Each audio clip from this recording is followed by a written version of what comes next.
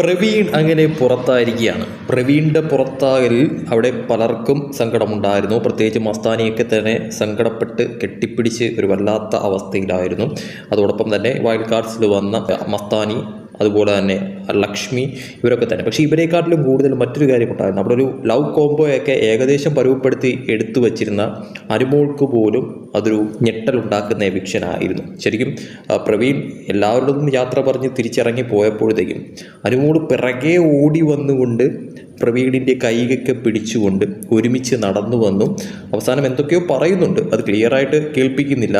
അവസാനം എല്ലാവരും കൂടി ഫോട്ടോയ്ക്ക് പോസ് ചെയ്യുമ്പോൾ പോലും അനുമോളെ അടുത്ത് ചേർത്ത് പിടിച്ച് നിർത്തിക്കൊണ്ട് ആകപ്പാടെ കരയുന്ന പരുവത്തിൽ നിൽക്കുന്ന അനുമോളുടെ ഒരു നിൽപ്പായിരുന്നു പ്രവീൺ പുറത്തായപ്പോഴത്തേക്കും കണ്ട കാര്യമെന്ന് പറയുന്നത്. എന്തായാലും പ്രവീണിൻ്റെ കാര്യത്തിൽ ഒരു തീരുമാനമായി.